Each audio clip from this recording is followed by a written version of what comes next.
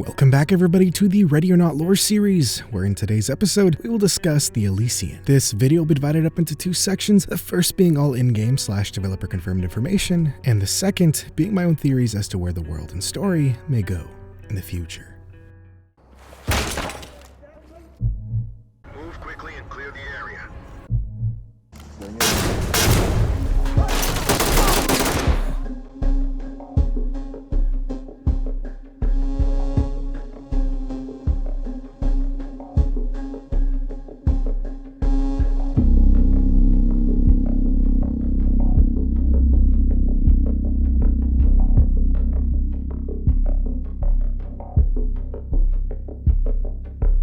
The half-built luxury resort, the Elysian, on Los Sueños' peninsula, stands as a reminder of the city's failed future and has become a hub for crime. The LSPD responds to reports of illegal activity as two sides gather to trade beyond drugs and guns. There are no known civilians on site, however there are quite a few suspects. First we have Aiden Hunter. Born into a military family, was handed a highly questionable honorable discharge from the army before moving directly into the USIA, where he spent the majority of his career in service to the federal government. Much of his life remains obfuscated by confidential files the USIA refuses to release. With a natural acumen for combat and an innate ability to thrive in high-stress environments, Aiden followed in his father and grandfather's footsteps in the military. This is the extent of what we know. Derek Archer, a former British SAS lieutenant, similarly received a questionable honorable discharge before joining Black Sentinel. Highly trained in stealth, infiltration operations, and high-speed extractions, early training reports described him as having a reckless spirit and burning desire to push himself to the limit. Joining the British Army straight out of high school and excelling in basic training, Derek was swiftly scouted for early recruitment trials into the SAS. Jose Gomez was born into poverty in a small Guatemalan village.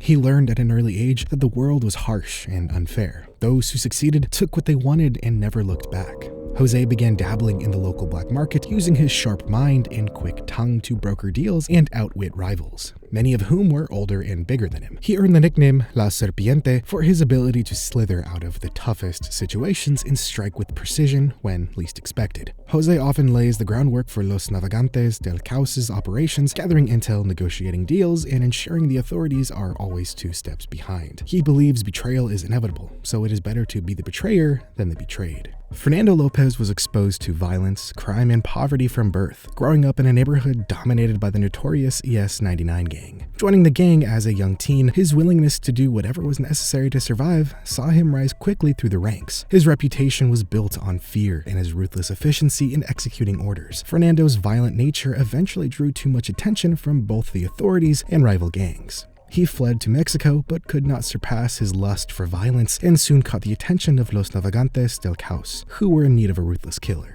With that, let's listen to Judge and his USIA contact's conversation, as well as the mission briefing. Hey, it's me. We need to talk. Okay, I'm listening. Alright, I need your help with a job. Something that's causing a lot of concern for a lot of people above my station, and that's bad news for both of us.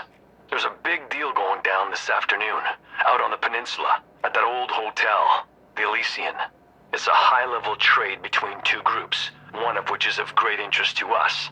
A pirate group called Los Navegantes del Caos. They're small fish to us. They mostly stick to south of the border, but we've traced them as far as Canada. They're in over their heads. The problematic party is a group by the name of Black Sentinel.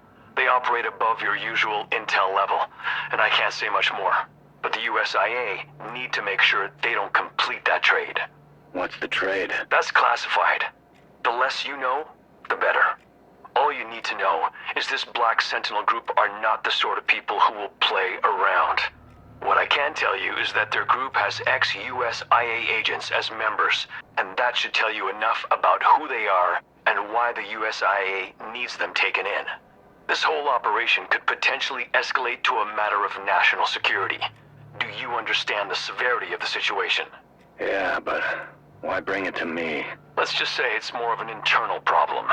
And the last thing we want or need are more government noses poking into places they don't need to be. You and I go way back. I know I can trust you. And, well, no offense, the LSPD SWAT involvement isn't a big concern for us. At times it's unknowingly helped us and hindered us. All right, I'll pass it on. Send me what you've got through the usual channel, and I'll have a team there waiting. We'll patch that info over to you. Oh, and Judge, if these guys even get a whiff of something going down, they'll start killing everyone. End this quickly. All right, settle down and bring it in. I need all your eyes and ears on this, because it's a big one. We've received reliable intel from the USIA. A major deal is going down at the old Elysian hotel. For those of you that don't venture that far out of the city, it's an abandoned resort that was supposed to be a paradise for the rich and famous. Now it's an inhospitable wreck surrounded by the ocean on 3 sides. It's one of those places that the city forgot and has long been a meeting point for trouble. The word, as we have it, is that 2 groups are meeting down there for a trade of some kind. Intel has been vague, to say the least, but set your minds away from this being your run-of-the-mill drug trade bust. What we do know is that the goods being transferred are of high importance and need to be secured at all costs. It could be weapons, explosives, chemicals, or whatever it is these groups are dealing in. We can't let either of them leave with it in their possession. We don't have much intel on the sides involved, other than that one is a pirate group called Los Navegantes del Caos. Coast has informed us that they've been expanding their operations in recent years. They're comprised of mostly Central and South Americans operating predominantly along the Baja coast, traveling far up and down the North Pacific coast. Intel has led us to conclude that they've acquired something of high value and interest for willing buyers, looking to find that big payday and offload it to the highest bidder. The other side is a group called Black Sentinel, a rogues gallery comprised of highly trained individuals. We're talking ex-military, Tier 1s, mercenary-type backgrounds, all well-armed and well-disciplined. We've spoken with the USIA, and they've confirmed several former USIA agents are active in this group. Expect heavy contact with the potential number of suspects involved in this, so I need you all to be prepared. This has clusterfuck written all over it. Thankfully, with this deal taking place so far out of town, we don't expect any civilians out there. So concentrate on your surroundings and look out for each other. Rules of engagement are clear. Use lethal force if you identify a threat. Stay sharp, watch yourselves, and cover each other. As soon as we engage with the suspects, you can expect helicopter support to follow shortly after. Time on target is 1500, so let's get moving. Now, before we break this down, we actually have some important associated media with this mission, as we can read a text conversation between Judge and this unknown USIA contact. The text reads, "Still on for this afternoon, at Elysian Hotel. Be there by 1500, no later. Once this is done, it never happened. You need to tell me more about what's going on here. There is no more. You know what you need to know. I know we go back, but I won't send my men to die without knowing why. If they are your men, and you're still the man you were, they won't be at risk. Fuck you. No thanks, maybe later." Black Sentinel are bad news. They have been sniffing around for a long time, including tracking down Gerard Scott. You got to him first. Now they're after something else. Can't say. You'll know when you see it. And the other guys? Nobodies. Pirates who travel the coast pillaging. They are out of their league. What they have cannot get into Black Sentinel's hands. Would I lead you astray? Remember Nevada? Fine, I'll get a team ready. But one day, you're giving me answers. One day. So this is really interesting. The intel for this operation was passed directly to Judge from the USIA because this contact, whoever he may be, apparently goes way back with Judge. Now, we've known for a while that Judge has had some sort of ties to the USIA, but the thing is, David Judge Beaumont, our player character, may or may not be aware of how deep his ties to the USIA actually go. We learned at Cherryessa Farms that ex-USIA agent Elaine Raskin had intel regarding someone called Gamma 1, a USIA plant integrated into the police department in a leadership role, with his performance and survival under close scrutiny due to the high-risk nature of his work. This individual is very likely Judge, as his name is even written on the document. Now, I say we don't know if Judge is aware of this because of all the hints at some kind of subplot surrounding MKUltra and mind-controlled sleeper agents. Because of this, Judge, who may be one of these sleeper agents, might not be aware of his true connections to the USIA. Regardless, that is all besides the point, but it is interesting to note that the USIA are directly in contact with Judge now.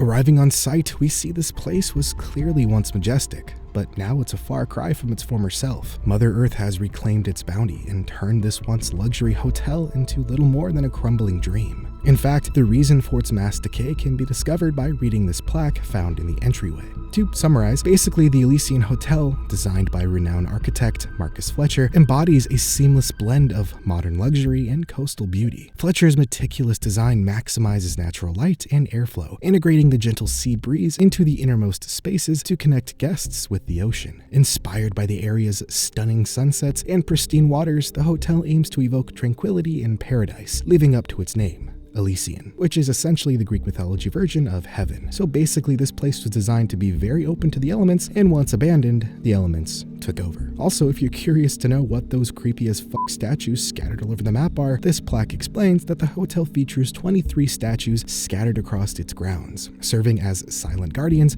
facing various directions. While their arrangements appear random, they symbolically align with key cities and landmarks worldwide. Representing vigilance and protection, these statues honor global unity, blending the hotel's international heritage with the timeless concept of safeguarding. Their stoic presence reminds guests that in every direction, someone or something is always watching over us. So in other words, artistic bullshit turned into nightmare fuel. There are a few more plaques scattered about, but none really explain the true downfall of the Elysian, like this recording we can find.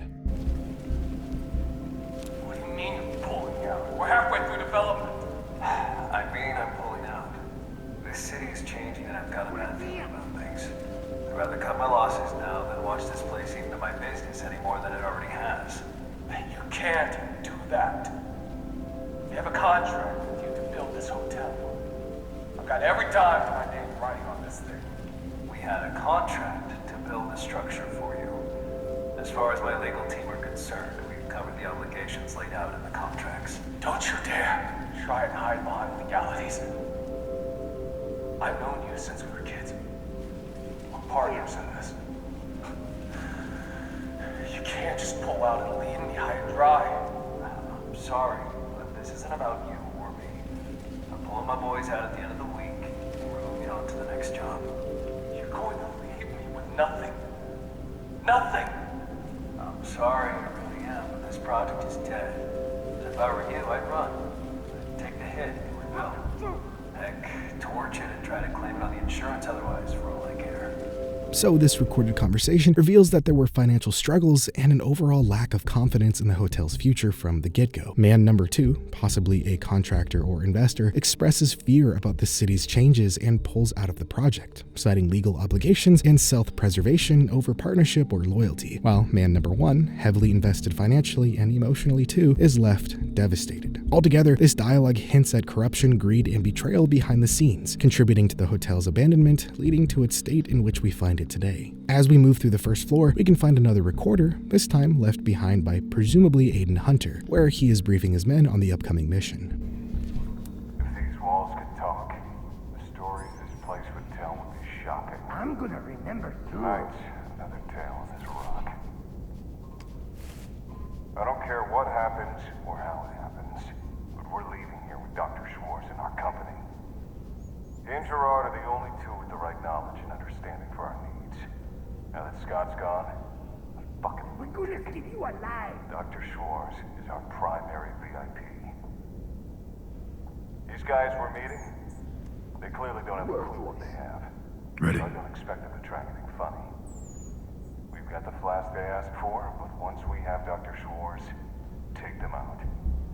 So this trade is far more than just a drug or weapon deal as we're accustomed to. Los Navegantes del Caos has a man named Dr. Schwartz in their custody, and they are looking to trade him to Black Sentinel for some kind of flask. But it goes deeper than that. Finding Dr. Schwartz, we see he's not alone, as nearby we can find a mysterious beeping package that, when opened, reveals vials containing presumably some kind of chemical agent. Schwartz, nearby, begs us to let him go, saying things like, I can make this right. Please! They're not going to stop until we're all dead. We have to get as far away from here as possible.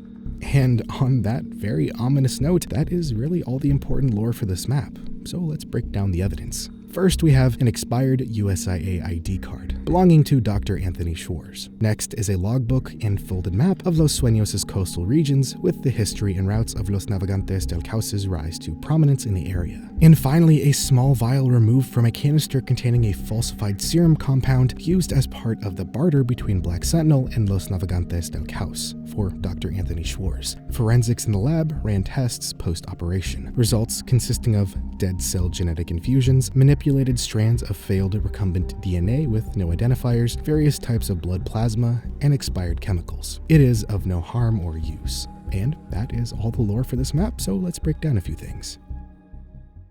So something ain't right. This whole mission smells fishy. Why did the pirates have Dr. Schwartz? Why is Black Sentinel trying to get a chemical agent? What even is this chemical agent? What is Judge's past with the USIA? Why did Black Sentinel want Gerard Scott? Why?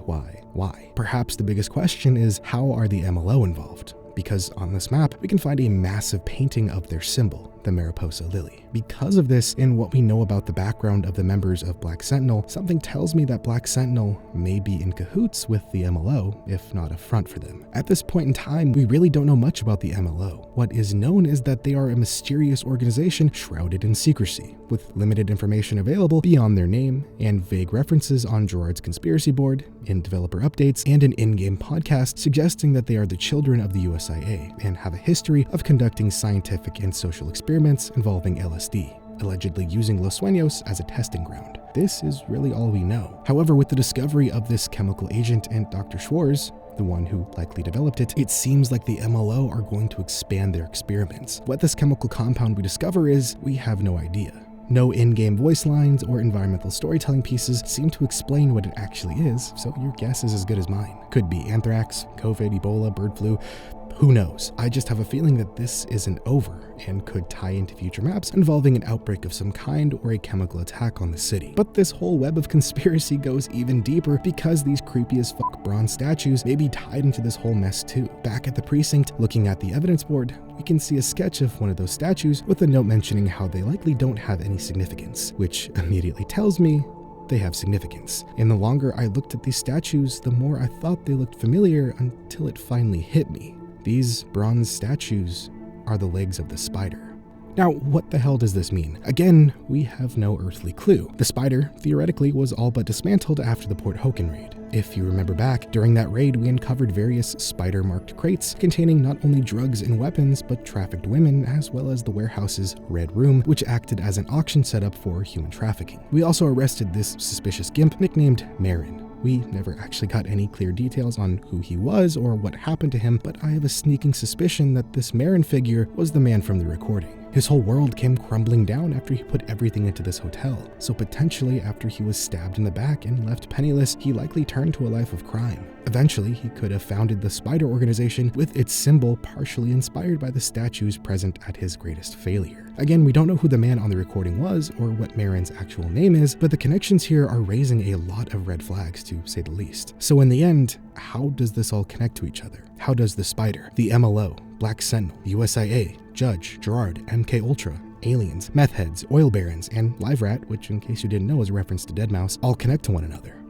If I know, but with each new Ready or Not DLC, I'm beginning to feel the need to start making an actual evidence board to keep track of everything before I have a breakdown and start looking for Pepe Sylvia.